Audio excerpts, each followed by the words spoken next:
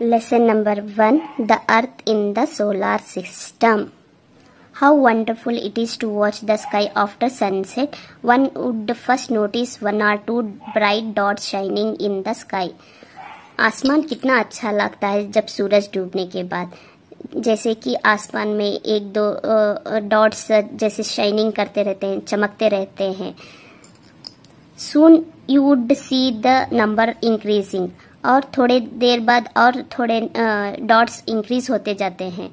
You can not count them any more. और हमको उसको काउंट करने के लिए भी नहीं होता, इतने सारे बढ़ जाते हैं. The whole sky is filled with tiny shining objects. आसमान पूरा भर जाता है इस टाइनी ऑब्जेक्ट से, छोटे छोटे डॉट से भर जाता है जो शाइनिंग करते रहते हैं. Some are bright, others dim. एक थोड़े बहुत ब्राइट रहते हैं और थोड़े डिम डल कलर के होते हैं. It seems as if the sky is studded with diamonds. जैसे लगता है कि आसमान में जैसे डायमंड्स यानी हीरे लगे हैं. They all appear to be twinkling. वो सारे टिमकते रहते हैं, चमकते रहते हैं.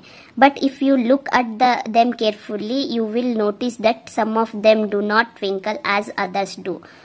अब ऐसे ही हम आसमान को ऑब्जर्व करेंगे तो थोड़े बहुत चमकते रहते हैं और थोड़े ट्विंकल नहीं करते रहते हैं, यानी टिमटिम नहीं करते. They simply glow without any flicker just as the moon shines. जैसे कि चांद के जैसा एक ही रोशनी में चमकते रहते हैं.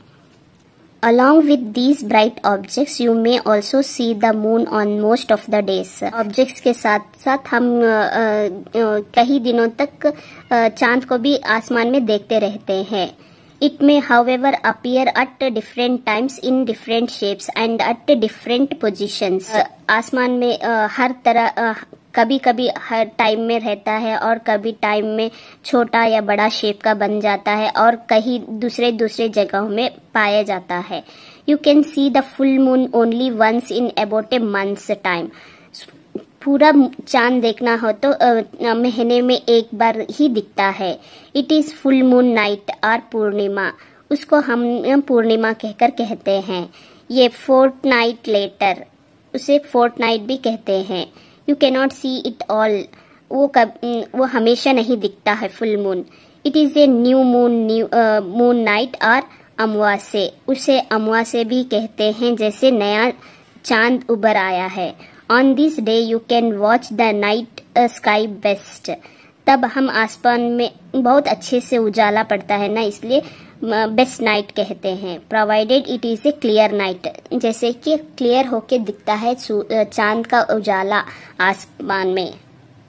Do you wonder why can't we see the moon on all those bright tiny objects during day time. क्या हमको पता है कि दिन के टाइम यानी डे टाइम में हम ना सूरज चांद को देख सकते हैं, ना वो छोटे छोटे शाइनिंग ऑब्जेक्ट्स को देख सकते हैं. It is because the very bright light of the sun does not allow us to see all these bright objects of the night sky. क्योंकि इसका कारण यह है कि सन जो सूरज के उजालों में ये सारे छिप जाते हैं, क्योंकि सूरज की चमक इतनी तेज रहती है. The sun, the moon and all those objects shining in the night sky are called celestial bodies. जो ये सूरज, चांद और ये छोटे छोटे ऑब्जेक्ट्स जो शाइन करते रहते हैं ना, वो उनको सारों को क्या कहते हैं? celestial bodies कहकर कहते हैं. Some celestial bodies are very big and hot. ये celestial bodies थोड़े celestial bodies ना बहुत बड़े होते हैं और गर्म रहते हैं. They are made up of gases. क्योंकि इसमें गैसेस से भरे होते हैं. They have their own heat and light. इनके अपने ही उजाला और गरम रहते हैं. Which they emit in large amounts. जो अपने आप ही उजाला और गरम देते हैं. These celestial bodies are called stars. इन सेलेस्टियल बॉडीज को क्या कहते हैं? स्टार्स कहते हैं, यानी तारे कहते हैं. The sun is a star. यानी कि सूरज भी एक सितारा है. Countless twinkling stars in the night sky are similar to the sun. आसमान में जो बेहिसाब जो सितारे रहते हैं वो भी एक तरह के सिमिलर टू सन, यानी कि सूरज की तरह ही वो भी एक तारा ही है. But we do not feel their heat or light, and they look so tiny because they are very very far away, far us from us. क्योंकि उन सब तारों में उतनी हीट यानी गर्म और उजाला नहीं है जैसे कि सूरज का है, इसलिए वो उतने नहीं सूरज के जैसे नहीं चमकते, क्योंकि वो उतने दूर दूर रहते हैं, हमारे से बहुत दूर रहते हैं. You must have noticed that all objects look smaller when seen from a distance. हम सब जानते हैं जैसे कि ऑब्जेक्ट्स सामान जो दूर से दिखता है वो बहुत छोटे दिखते हैं. How small an aeroplane looks when it is flying at a greater height. जैसे कि जो एक एरोप्लेन आसमान में उड़ता है बहुत हाइट में, तो वो कितना छोटा लगता है. While watching the night sky, you may notice various patterns formed by the different groups of stars.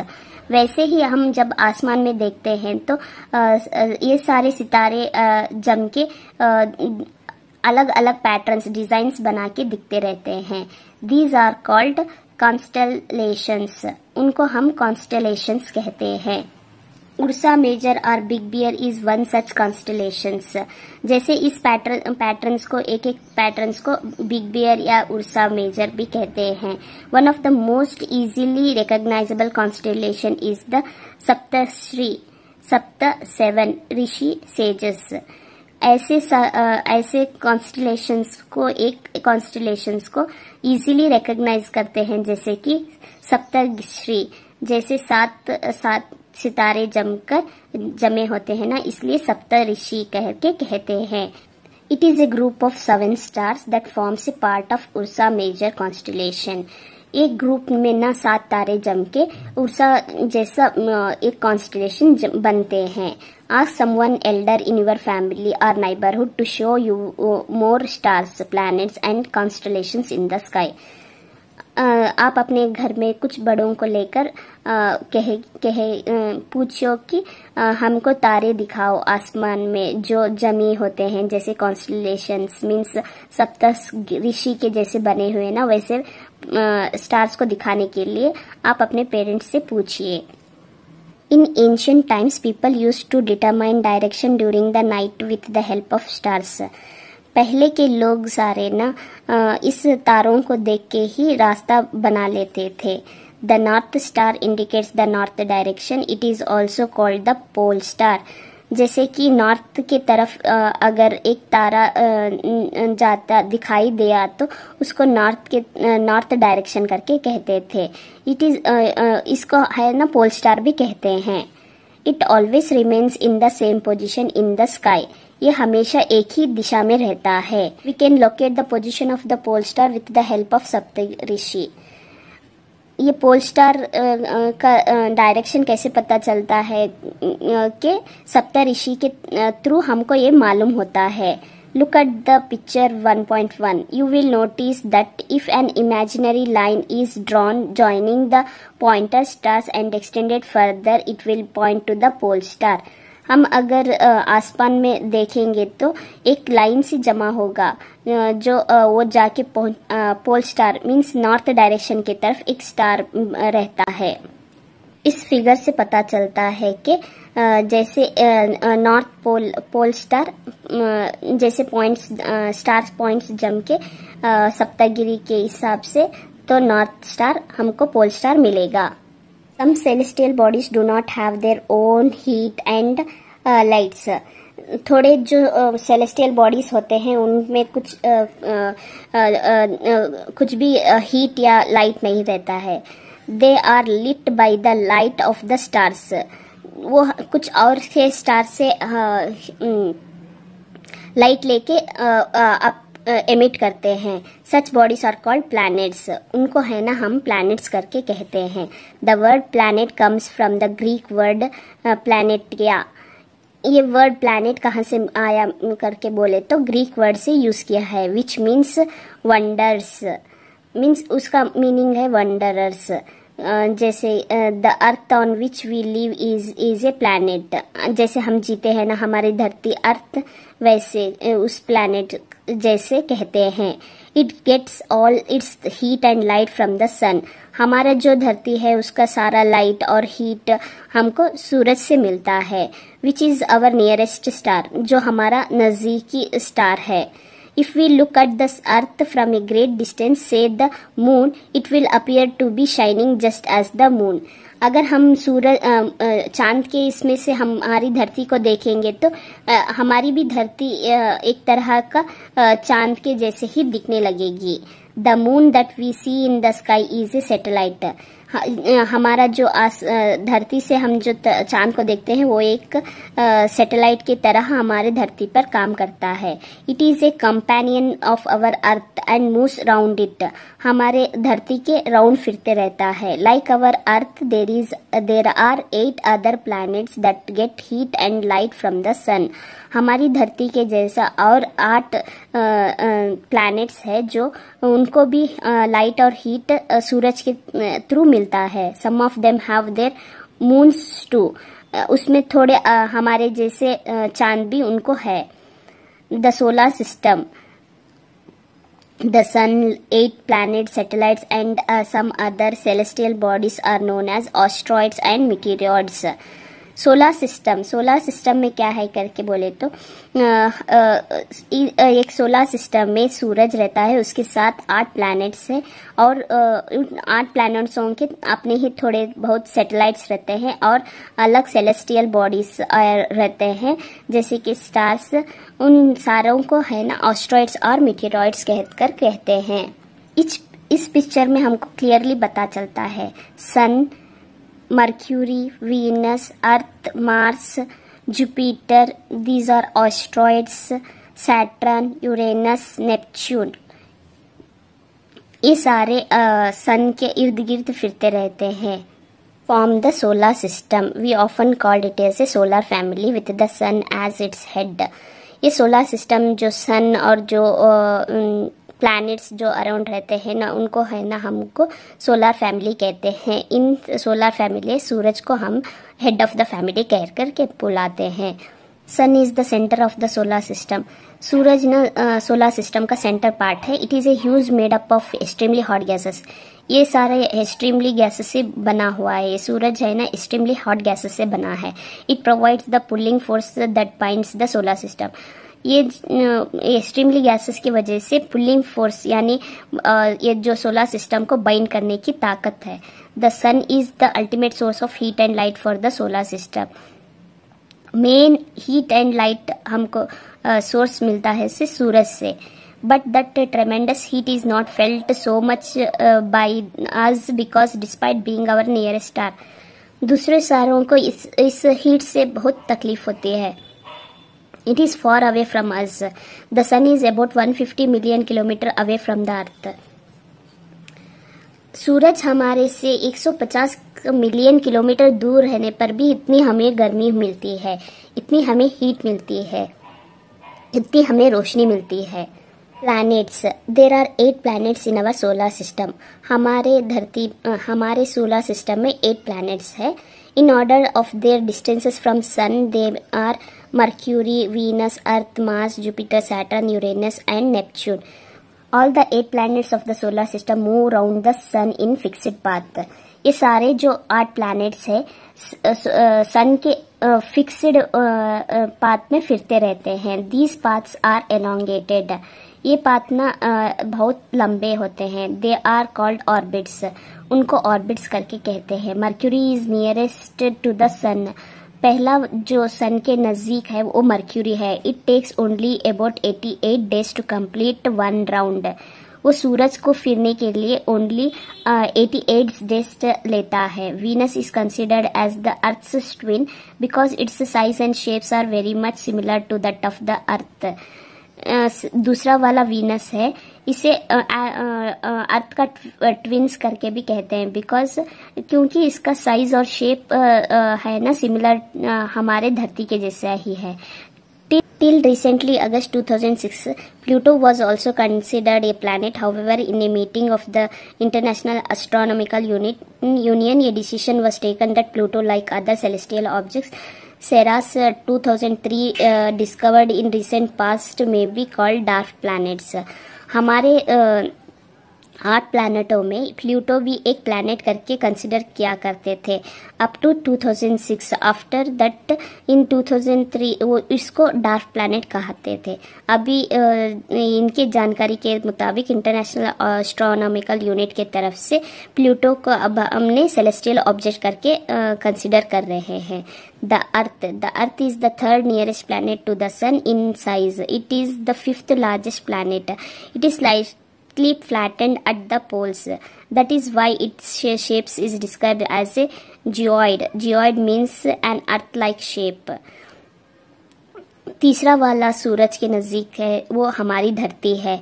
ये ना 8 प्लैनेटों में 5th लार्जेस्ट प्लैनेट के हिसाब में है, साइज के हिसाब में. ये स्लाइटली फ्लैटेंड मीन्स थोड़ा स्लाइटली हो flattened at the poles, opposite poles की तरफ थोड़ा फ्लैट होके है, इसलिए इसका शेप का नाम जियोइड करके रखा है. जियोइड करके इसका मीनिंग होता है अर्थ के शेप के हिसाब के. Conditions favourable to support life are probably found only on the earth. सूरज के लाइट और हीट के हिसाब से ओनली ये लाइफ एग्जिस्ट धरती पर है. The earth is neither too hot और नॉट टू कोल्ड. धरती हमारी ना ज्यादा गर्म है ना ठंडी. It has water and air. इसलिए हमारे धरती पर पानी और हवा है, which are very essential for our survival. वो बहुत जरूरी है जीने के लिए. The air has life supporting gases like oxygen. Air जैसे सपोर्टिंग जो हमारे मेन जीने के लिए ऑक्सीजन, वो बहुत सारा है. Because of this reason the earth is a unique planet in the solar system. इसीलिए इस सोलर सिस्टम में धरती एक यूनिक प्लैनेट है. For the from the other outer space, the Earth appears blue because its 2/3 surface is covered by water.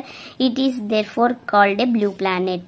हमारी धरती को बाहर से देखेंगे तो ब्लू कलर का प्लैनेट जैसा दिखता है, इसलिए इसको ब्लू प्लैनेट कहते हैं. ये ब्लू रहने के कारण हमारी धरती में 2/3 सरफेस का वाटर कवर होके है, इसलिए वो ब्लू कलर दिखता है. The moon. Our Earth has only one satellite, that is the moon. यह है हमारी धरती के लिए एक सैटेलाइट के जैसा काम करता है moon. Its diameter is only 1/4 that of the Earth. इसका डायमीटर ना 1/4 of the हमारी धरती के हिसाब से है. It appears so big because it is nearer to our planet. ये बहुत बड़ा दिखता है क्योंकि हमारे धरती के बहुत नजदीक है than other celestial bodies. दूसरों से कंपेयर करने से. It is about 3,84,400 kilometre away from us. हमारे धरती से ये 3,84,400 किलोमीटर दूर पर है. Now you can compare the distances of the Earth and from the Sun and that from the Moon. इसके हिसाब से हम धरती और सूरज को डिस्टेंस चेक कर सकते हैं. The moon moves around the earth in about 27 days. ये ना चांद हमारे धरती के राउंड 27 डेज को एक राउंड काटता है. It takes exactly the same time to complete one spin. एक राउंड करने के लिए. As a result, only one side of the moon is visible to us on the earth. इसलिए हम एक ही साइड का चांद देख सकते हैं. The moon does not have conditions favorable for life. वहाँ पे ना कोई फेवरेबल कंडीशंस मीन्स यानी कोई भी टाइप का लाइफ नहीं हो सकती. It has neither water nor air. वहाँ पे कोई पानी नहीं है ना हवा है. It has mountains. वहाँ पे बहुत सारे माउंटेन्स है. Plains and depressions on its surfaces. चांद के ऊपर प्लेन्स है, खड्डे है, खोदरे है. This cast shadows on the moon surface. चांद के ऊपर ऐसे शैडोज दिखाई देते हैं। Look at the full moon and observe these shadows. जब फुल मून रहता है ना, तब हम ऑब्जर्व कर सकते हैं। Asteroids. Apart from the stars, planets and satellites, there are numerous tiny bodies which also move around the sun.